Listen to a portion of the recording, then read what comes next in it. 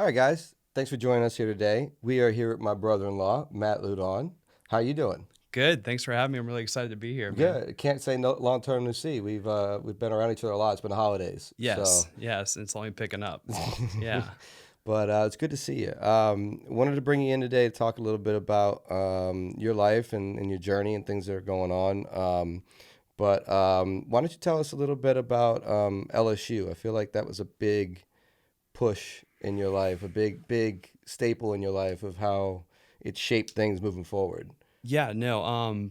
Growing up it was really kind of like a Rudy moment for me. I grew up in a large house, like a large family, and I mean LSU football and LSU sports in general was a big part of growing up and making those events and going to the LSU football camps growing up, and it's just I was always headed there, and football was a sport that I fell in love with, and I was actually good at. I was a pretty good sized kid. I ate really well. My Well, your mom, mom fed you really my well. mom fed me really well. Yeah. Yeah, no, it was basically where I was headed no matter what. I mean, I did Well, you played apply. football in high school, right? I played football throughout high In school. Slidell, right? Yeah, born and raised in Slidell, and I had three older brothers, and all three of them were like tall and skinny, and I was the only one that was short and stocky coming up. So I mean, I took to football pretty easily. So What position? I played defensive tackle. I was on the line, and I played both ways until I got to high school. And then, going to those big 558 high schools, 400 kids, 500 kids a class, as far as like your freshman and sophomore year. Right. It's a lot of competing with. So, Well, I heard that about you. You played both ways at yeah. LSU, you know. Yeah. No, I played defensive line. No, but I walked on as a defensive tackle my freshman and sophomore year. And that was Les Miles' first 2 years. That was like Hurricane Katrina was my freshman year. I got you. So who were Yeah. some of the cool players you played with? Good night. I played with Glenn Dorsey, and my first practice was against Andrew Whitworth, who is now all over TV ever since he retired from football. I remember getting a letter in the mail saying I was accepted to go onto the team, and I get on there and I'm just in all white. I didn't, all the walk-ons didn't go through spring practice, right? Right. So I'm in fresh gear. I'm gleaming white, Nike this, Nike that. And I'm going against first string offensive line, and I go full force right into Andrew Whitworth. And, I didn't know there was like 80 snaps. We're just running through plays, and he picks me up with one hand, and like I'm just lifted up, and I could feel the grass falling from my cleats. And he goes, we don't need no effing heroes out here. And I'm like, and I was like, okay, all right, I got it. I'm here for a degree. I'm not going in the NFL anytime soon.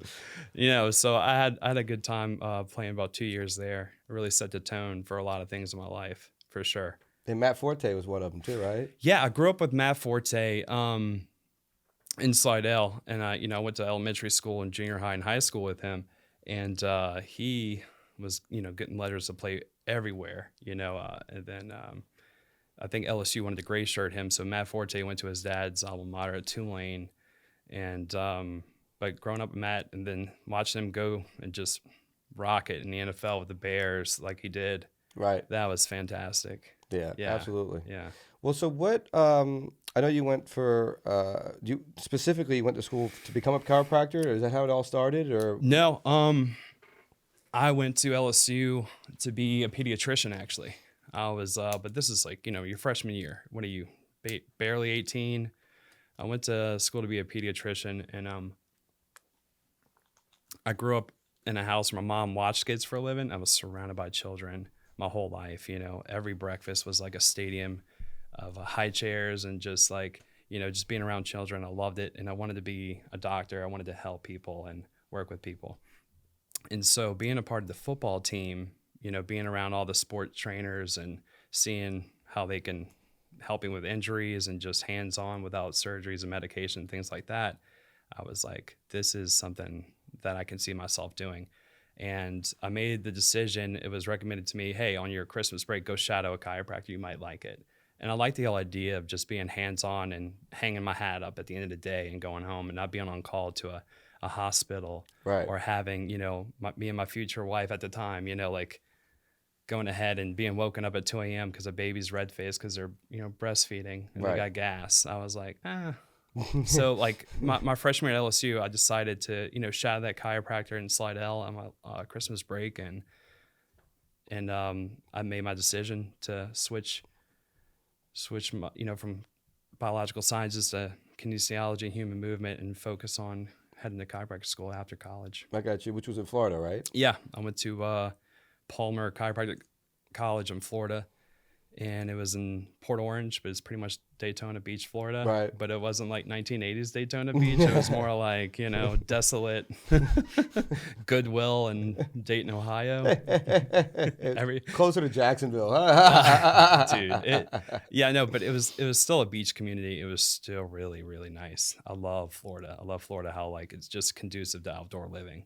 And so just being in that, you're in chiropractic school, you're surrounded by people who are like very conscientious. Like half of them are like ex-athletes or, ultra marathon athletes, like these guys. And I just learned so much from them just like outside of school.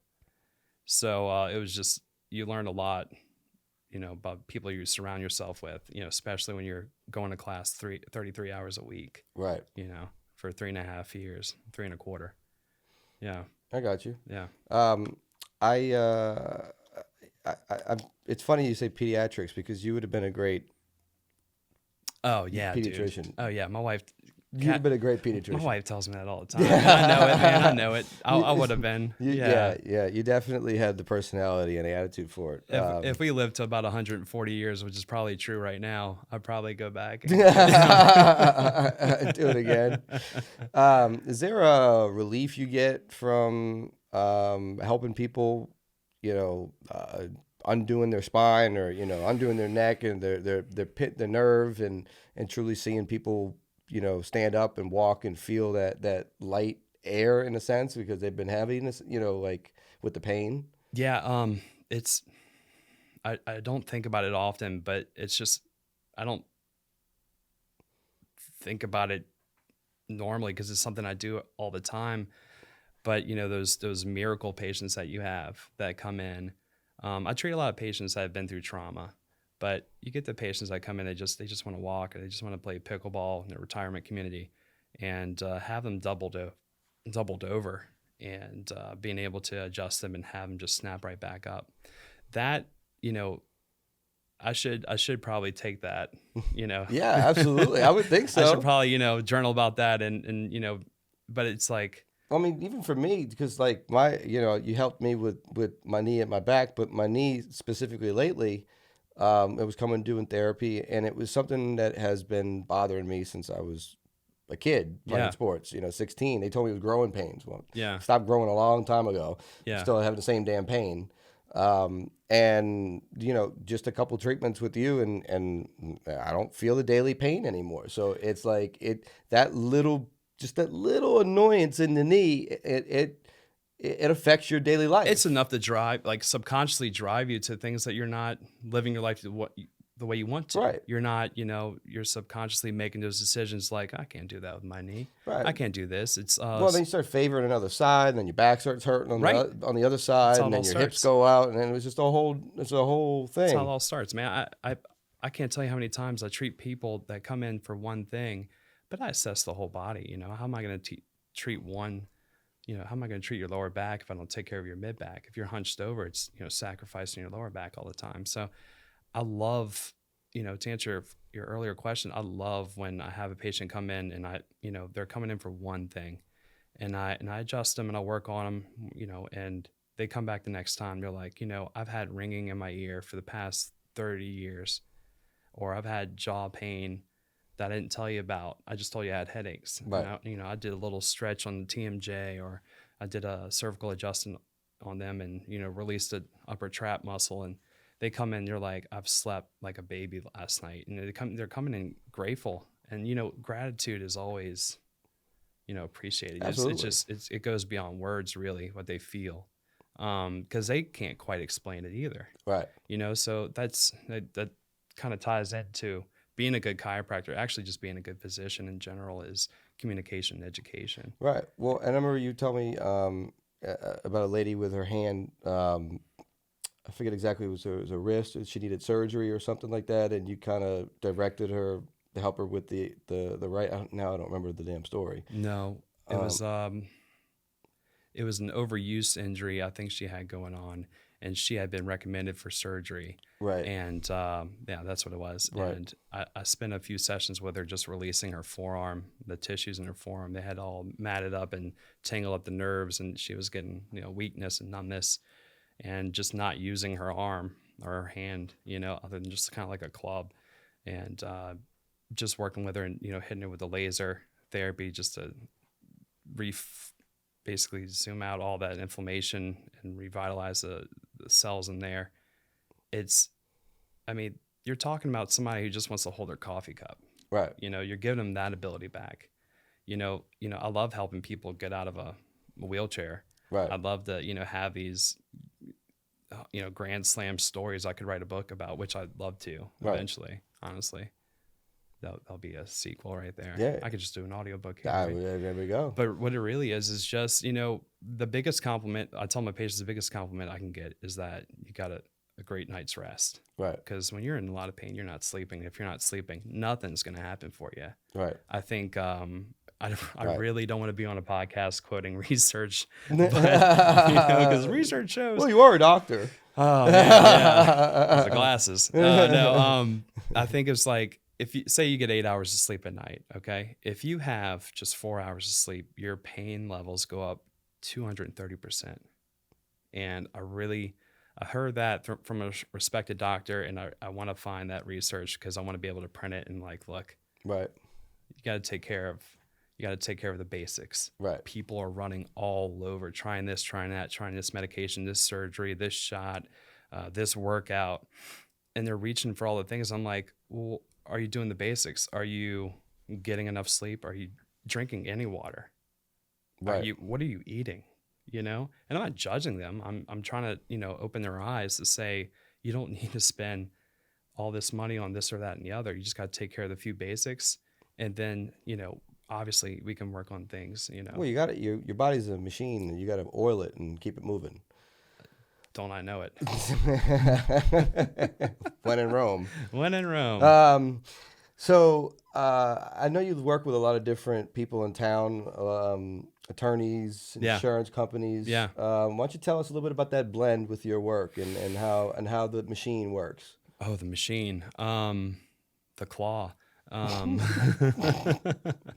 No, so working in New Orleans metro area, it's I do my fair share of personal injury work and workers' comp.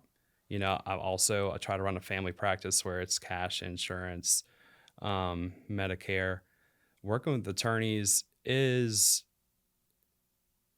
nice that they, we built our company to where they can rely on us as far as, making sure their patients aren't just pushed to the side, that we're not just a patient mill. Right. That we're not just, you get into a car accident or you get, in a work injury and we're putting, ice and electric stimulation muscle pads on you for 4 months. Right. And then oh, you need an MRI, and then kick you out. Now you're not getting any therapy. Right. You haven't done any exercises. You haven't stressed this tissue out to help it grow, or, and you haven't restored any functional mobility back to this patient.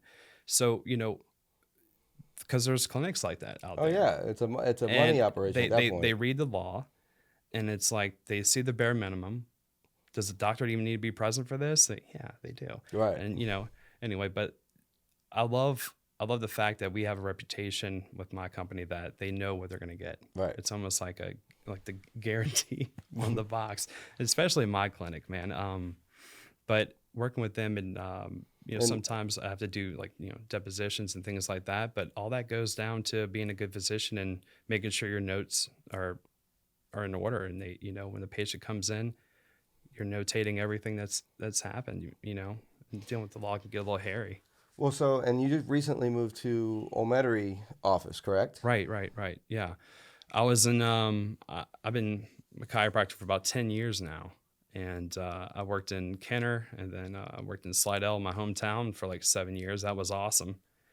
And then, but, getting married and having a child, I wanted to be closer to home. Right. So now I'm back in Metairie, and now for the first time in my life, I'm working in my own community. Let's talk about fatherhood a little bit. What what? I'll be the pappy. Yeah, I'll be the pappy. I'll be the pappy. I know having a daughter has changed you, but your future son coming down the pipeline is going to change even more. Yeah. You should know you have two kids. I have two beautiful boys. Two boys, and they run me ragged. But Lola is definitely going to be ready. I think she's going to be ready for it with the two cousins. Yeah, Lola's my 2.5-year-old daughter. Boy, is she the apple of my eye, as they say, man.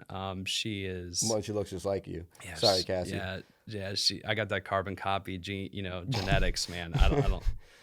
Holy moly, it's pretty crazy. Yeah. All these people saying, your daughter's so beautiful. I'm like, well, okay, I must be beautiful then. Well, I know your mom thinks you're beautiful. Yeah, there you go. Thanks, Mom. Appreciate that. No, having a daughter, just being a parent in general, man, that was something that was the goal. Like, what's your 10-year goal? Like, especially like when you're getting out of school and you speak to like a financial advisor and you're like, what's your 10-year goal? I'm like, well, I want to do good in practice. I want to own a house. I want to get married and have kids. But all that's true. Right. But I really wanted to have children, and I had to, wait till I found the right one, and I did. And Cassie, which is your sister-in-law, she's beautiful and she's great. And and she carried this baby for 9 months, and it comes out looking just like me. And I look nothing like my wife, thank God. Oh yeah. One on the way, man. We're getting ready though. Yeah, I'm kind of hoping he looks like her, just to give her a little bit. Yeah, because it's just too much. Yeah, we're gonna have to pull up a photo, man. Oh man. Well, how does it change the way that you practice in your daily life? Like, does it change the way you're at the office? This is a good question. I think being a parent in general, being responsible for a life, it makes you sensitive to things, and for me it's made me way more understanding and patient, even though I thought I already was, even though I thought I knew how to deal with children. You have no idea, right, until you're living with one. I'm just way more patient, and I feel like I'm a way better, I don't know, all around person and practitioner, honestly. Because now when the single mother with 2 jobs and 4 kids comes in, and I'm helping her out, I understand on a different level. Right. And even communicating with kids and knowing how to communicate with kids is just accelerated. Well, and I feel like it calms things down on every level in a sense, because it's no longer a sprint, it's now a marathon. So now I've got to last, a ways into this journey. I mean, the kids are so loud, man. I think it's almost like it just there's nothing that can really stress you out, because you're already, not that I'm always stressed out. It's just like you've already been there, and it's like, I'm fine. What fire am I putting out now at work? Right, yeah. It ain't no thing. No, because there are definitely moments in fatherhood where it's like, whew, my head can't get any farther off the top of my head. Yeah, it's just I'm late to work because the couch is on fire and Lola's naked with a crayon. Like, I don't understand. No, I'm joking. No, it's been awesome though, man. And I'm looking forward to our son in April is coming. So we got to figure out a name. I was getting ready to ask you, but I'm not going to put it on the podcast. Nah. Sneaky. No, man. Well, what did COVID do to your business? Because COVID did a lot of things to all of our businesses, but I know it changed the way you practice a little bit. I think everybody was super scared in the very beginning, right? Everybody was very scared. I mean, I think if you had any symptom, you had COVID. I think if people had diarrhea, they had COVID. I know. That's why the toilet paper was gone. I was like, Well, I was scared. That's why I came over and spent a couple of weeks at your house. You did, yeah. I'm going to be at a doctor's house. We're going to figure it out. We had so much fun. No, so COVID happened, and I had the N95 mask, and then my company got us N95 suits. And I'm a bigger guy. When I sat down, the butt ripped. I was like, kidding me. I looked like they were taking ET through the tunnel at the very end, man. I was like, maybe want powdered donuts really bad. No, I'm joking. But we'd have patients park in the parking lot and then come in one by one. Wow. And then we had an ozone machine that would just completely just eradicate everything in the clinic overnight. Like we did all the precautions. And I got to say, man, I was just so glad I'm not in a mask anymore. I was truly in a mask to kind of appease my older patients, you know, to make them, how am I going to wear one and not make them feel comfortable like they couldn't get treated or anything like that. Right. So, yeah, no, it affected us, but thank God we bounced back. And, you know, if anything, people were more aware of their bodies and how much pain they were in when they weren't working. So they were coming in for sure. I was hoping they made a mask with a little snorkel, like so I could breathe better, you know. You think? It would have been great. I really think that was a good idea. We could have strapped it on the ear. Some of my friends are, you know, they work in hospitals. They got me like the Honeywell respirators. Yeah. Man, I was like, yeah, so what brings it was worse. It was like, what brings you in? I'm like, no, you're not connecting with any patient. Well, normally when you're wearing those, your eyes look like you've been on crystal meth for 13 hours because you're sniffing paint. Yeah, you would know. That's what you talk about. But yeah, well, you know, I mean, it changes the way, I feel like it changed the way all of us approached people. We all approach people a little differently now. We all have a little bit of a sensitivity or almost a scaredness to approach somebody in public nowadays, I feel like. Because like you don't know how they're going to react, if they want to talk, if they don't want to talk, if they want to get close to you. Man. Like there's so many things that I feel like in life that change the society. Yeah, like think about just being like going to get coffee somewhere and being in line. Right. And you're not on your phone and there's people. Normally, if there wasn't a phone right there, you would be talking to them like, oh, the game, the weather, this, that, and the other. And I feel like, what are we, millennials? Like, what is elder? I'm not an elder millennial. The cutoff is like, is it 80s? I don't know. I was born in 86. So, no, I feel like we're good, but the younger generation is screwed. Right. Because they were completely shuttered in and they can talk online through their games, through this, through that, you know. Right. I'm not acting like I don't play video games. I'm just saying, like, we know what it's like to go through high school with a flip phone. I don't know what it's like to go through high school or with a I had a beeper. Damn. Yeah. You were stunting on it. I had a beeper. I had that StarTech flip phone. And then a Nokia. Yeah. Yeah. But I'm just saying, like, I'm a little scared of where we're headed as far as communication as a society. But you know, but I feel like in the South, that's why I love living in Louisiana. We're so much more based around community. Well, because we're behind on technology. That's we're so far behind. We're ahead. we're so far behind. We're ahead. We're so far behind. We're ahead. Yeah, we're the only place if an EMT goes off, we're not going to be affected. And it was like, what the hell was that? All right, we got 30 minutes to get to this concert. Everybody with the Joker poker machine will be pissed. That's about it. Yeah, nobody around the propane crawfish pot, you know, cares. They're outside talking with their neighbors, you know. Absolutely. Yeah. Well, why don't tell us a little bit about the marathon running, because you enjoy working out, you enjoy taking care of yourself like any doctor should. Yeah. Which, although I have to say, I have seen more doctors smoke cigarettes than any other profession, I think. They're stressed, man. They're stressed that nicotine relaxes them. That's probably why they're doing it. Is that what it is? Hell It never relaxed me, but I'm not smoking cigarettes. I'll tell you that much. But yeah, that's probably why. Shoot, doctors used to tell you to smoke cigarettes, but this is true. But this is true. It's good for your bones. When in Rome. Yeah, when in Rome. No, but for the marathon, man, I'm not gonna lie. I got on David Goggins' bandwagon. I read his book, and I just got super motivated. I think we were just about to welcome in Lola. And I was like, I want to be the most fit before we welcome in this life. I don't want to be, you know, tired and laying around, even though that's inevitable. But I want to have that kind of Navy SEAL intellect where you know they turn on when they're most tired, right? So when they're dead tired, that's when they activate. So I wanted to be able to work a full day and then come home and like have that energy reserved for my child, for my wife, Right. you know, because, you know, I used to joke that's my full-time job. It really is. Right. You know, so when that front door opens, it's daddy time, it's Right. husband time, you know. So, but like it motivated me to train for the marathon, and I trained for like 15 weeks, and then Lola was born. I took 3 months off, and then I got right back into it. And I'm like, you know, 248 pounds running a marathon in like 23-degree weather, and it was like, it took me like 5 hours, and I was just dreaming about gumbo. It was so cold. I was so hungry.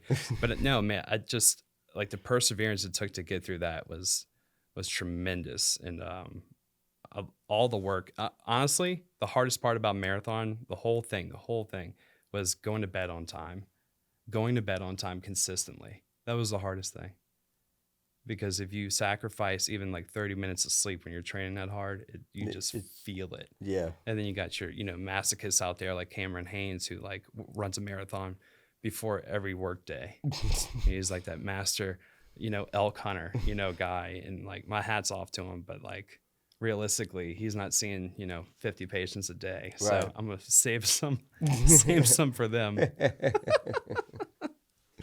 Well, that's awesome, man. Well, Yeah. I think here at the end, I'd like to ask you the same question I ask everybody, which is, what brings elation to you in your life? What's the thing that makes you the happiest? Being of service to others, and seeing that effect in their lives. I don't think money can buy that. And I think whether it's, you know, deciding to, you know, take your kids outside and go do something fun or constructive, or, you know, giving, I know it's a holiday season, you know, giving to folks and, you know, doing something for them, helping the elderly or something like that. I think, you know, it brings back to that community talk, you know, having community and serving others other than yourself. That's true happiness for me, for sure. That's awesome. Yeah. A good doctor would say that. That's awesome. Right on, man. Awesome. Well, tell us a little bit about your socials and where people can find you and where you work. And yeah, I work for LA Health Solutions in Metairie, Louisiana, and I have a professional Instagram. I just started. It's Dr. Matt Laudun, Laudun. Dr. Love. Dr. Love. Dr. Lowdown. I'm gonna have to get some Smash hashtag therapy. Crack addicts. Funny enough, I went to school with a girl. Want in to TLC. smoke crack? Yeah, no. Smoke crack with me. No, yeah. So so what my goal is on Instagram is start posting the therapies we offer there, because people don't know. They don't know. Right. They think they're just signing up to get adjusted. And honestly, we have so many hands-free, like regenerative medicine therapies out there. Then what I'll do is I'll start filming it and putting it on Instagram. I'm not trying to be, what are they, influencer or anything like that. I'm just trying to show my community what we have available. And if I do some funny stuff and I get some likes, I'm definitely gonna do it. Yeah, we'll definitely run with it. If I can retire by doing, the Conan string dance, The kind of, right, yeah, I'm like, you might look good smashing watermelons on stage. I think that would be a good bit. Remember that? Was it Carrot Head? No. Who was that? Smash some fruit, man. Oh. The guy with the Visqueen. Right. Yeah. Who was that? I thought it was Carrot Top. No, Carrot Top. No, he was before. It starts with a G. He was before Carrot Top for sure. Yeah. I don't remember him, but I can't believe we made it through this whole podcast without a Departed reference. I know who you are. I know you know how to cop. All right, guys. Awesome. Well, thank you guys for spending some time with us today. We welcome to Elation, where we like to find exhilarating euphoria through creation and collaboration. So thank you today, Matt. And right on, man. See you soon. Love you, bud. Yeah.